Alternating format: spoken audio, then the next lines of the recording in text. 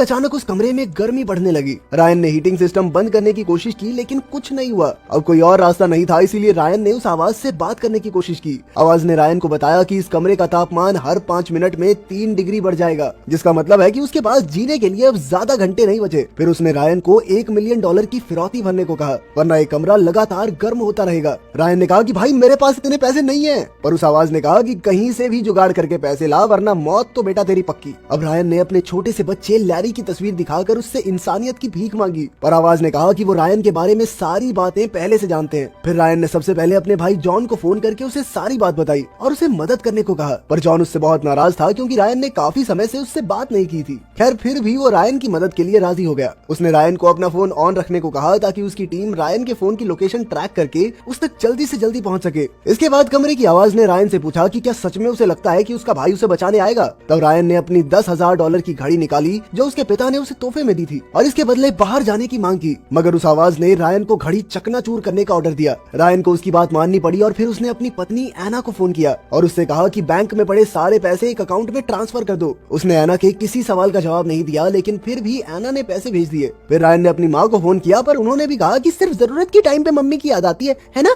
इस पर रायन को गुस्सा आ गया और उसने कहा कि हर महीने चेक भेजता तो हूँ तुम्हें, पर उसकी माँ कहने लगी तू तो रहने दे, तेरा भाई जॉन तुझसे काफी बेहतर है, चाहे वो पैसे कम कमाता हो लेकिन अपनी माँ की खोज खबर तो ले लेता है। एक बार तो रायन की माँ ने पैसे भेजने से मना कर दिया, पर जब रायन ने उन्हें सारी बात बताई तो वो मान गई। इसके बाद रायन ने कुछ और दोस्तों को फोन किया और फिर दोबारा से अपने भाई जॉन को मिलाया। उसने जॉन से जल्दी आने को कहा, वरना वो गर्मी में झुलस कर मर जाएगा। जॉन ने कहा कि वो लोकेशन पर पहुंच गया है, पर तभी रायन ने देखा कि उसके फोन का सिग्नल असली लोकेशन की जगह कोई और ही लोकेशन दिखा रहा था। फिर रायन ने एना को फोन किया तो एना ने बताया कि किसी ने घर पर हमला कर दिया है और शायद वो उसे भी अगवा कर लेंगे। रायन ने उसे कमरे में ही बंद रहने को कहा, पर तभी रायन पर उबलते पानी के फव्वारे छोड़ दिए गए। रायन ने तड़पते हुए रहम की भीख मांगी और कहा कि वो पैसों का इंतजाम कर लेगा। इसके बाद पानी रुक गया और रायन एक एक करके अपने सभी दोस्तों को फोन करने लगा। उसने सबको अपने बिजनेस में पैसा लगाने को कहा, पर जल्द ही झुलसा देने वाली गर्मी की वजह से उसके दिमाग पर असर होने लगा और वो पागलों की तरह सोचने लगा कि उसने कमरे का हीटिंग सिस्टम बंद कर दिया है। तब जॉन ने उसे फोन करके हिम्मत दी और कहा कि उन्होंने फोन कंपनी से बात करके उसकी लोकेशन का पता लगा लिया है और जल्द ही मदद उस तक पहुंचने वाली है। उसने रायन से कहा कि जो भी याद हो वो बताओ। रायन ने कहा कि वो होटल से निकलकर अपनी गाड़ी में बैठा और अचानक उस पर किसी ने हमला कर दिया। तभी रायन को उसके एक दोस्त का फोन आया जो उसके बिजनेस में $2 लाख लगाना चाहता था। रायन ने तुरंत उससे पैसे लेके किडनैपर के बताए हुए अकाउंट में भेज दिए और हीटिंग सिस्टम बंद करने को कहा, पर आवाज ने कहा कि उसे सिर्फ अपने पैसों से फिरौती देनी थी। असल में किडनैपर जानता था कि रायन के पास अपने ही $4 मिलियन थे, पर उसने अपने पैसे ना देकर बाकी लोगों से पैसे मांगे, इसलिए उसने रायन को बाहर निकालने से मना कर दिया। अब रायन ने गिड़गिड़ाकर एक और मौके की भीख मांगी। आवाज ने उसे आखिरी मौका देकर कहा कि उसे 5 मिनट के अंदर पूरे $4 मिलियन ट्रांसफर करने होंगे। साथ ही गर्मी बढ़ने लगी तो रायन ने रोते हुए बताया कि ये पैसे उसने अपने परिवार के भविष्य के लिए बचाए थे, पर अब उसके पास कोई चारा नहीं था, इसीलिए उसने पैसे ट्रांसफर किए और गर्मी के कारण बेहोश हो गया। इसके बाद जब उसकी आंख खुली तो उसने बाहर जाने की मांग की, पर उस आवाज ने फिर इनकार करते हुए कहा कि अभी कुछ चीजें बाकी हैं। इसके बाद उसे कमरे में रखी एक बोतल से पानी पीने को कहा गया। पानी पीते ही कमरे में कागज आया जिस पर कुछ नाम थे और रायन को बताना था कि इन लोगों से उसका क्या रिश्ता है। रायन ने कागज उठाया और कहने लगा कि एना उसकी पत्नी है, लैरी उसका बेटा है, वैलेरी और ग्रेग उसके माँ बाप हैं, पर जब लेस्ली का नाम आया तो रायन रुक गया। जब आवाज ने लेस्ली के बारे में पूछा तो रायन ने कहा कि मैं कोई संत नहीं हूँ।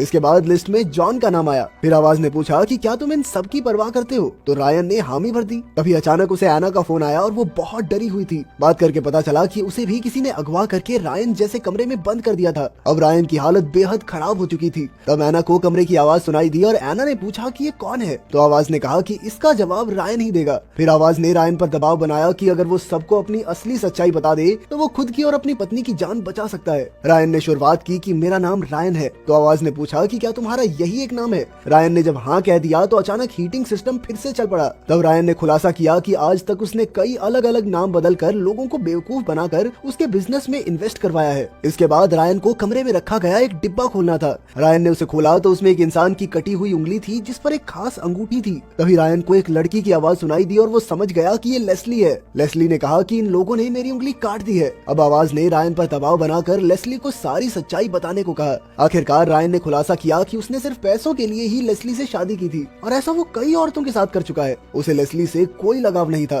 रायन ने एना से कहा कि वो सिर्फ एना और अपने बेटे को चाहता है, पर एना ने कोई जवाब नहीं दिया। तभी जॉन ने उसे फोन करके कहा कि वो कुछ ही पलों में उसे बचाने आ रहा है, पर रायन ने कहा कि अब इसका कोई फायदा नहीं और उसने फोन काट दिया। इसके बाद आवाज ने उसे एक बक्से में से बंदूक निकालने को कहा। अब शर्त ये थी कि अगर उसने गोली मार दी तो एना को रिहा कर दिया जाएगा। रायन ने बंदूक उठाकर अपने सर पर रखी और अचानक ट्रिगर दबा दिया, मगर गोली तो चली ही नहीं। इसका मतलब ये था कि बंदूक एकदम खाली है। ये सब देखकर रायन फूट फूट कर रोने लगा और अचानक दरवाजा खुल गया। जब रायन बाहर निकला तो उसने देखा कि जॉन वहीं मौजूद था और तब ये खुलासा होता है कि इस सब के पीछे किसी किडनैपर का नहीं बल्कि जॉन का ही हाथ था। तो जॉन ने रायन से पूछा कि तुम्हें एडम याद है या तुमने आखिरी बार उससे कब बात की थी। रायन को कुछ याद नहीं था तो जॉन ने उसे याद दिलाया कि एक बार उसने रायन से लोन मांगा था, पर रायन ने कारण पूछे बिना ही उसे साफ इनकार कर दिया। असलियत तो ये थी कि जॉन को ये पैसे अपने बेटे एडम के कैंसर के इलाज के लिए चाहिए थे। रायन कहने लगा कि मुझे नहीं पता था भाई इस बारे में। जॉन आज तक रायन के सभी झूठों को सच मानता रहा, पर जब उसे पता चला कि रायन ने इतने सारे पैसे छिपा कर रखे हैं और लेस्ली से पैसों के लिए झूठी शादी तक किए बैठा है, तो उसे यकीन ही नहीं हुआ कि रायन इतना बड़ा दोगला इंसान है। अब रायन ने उल्टा जॉन पर ब्रूस और एना को मारने का इल्जाम लगाया।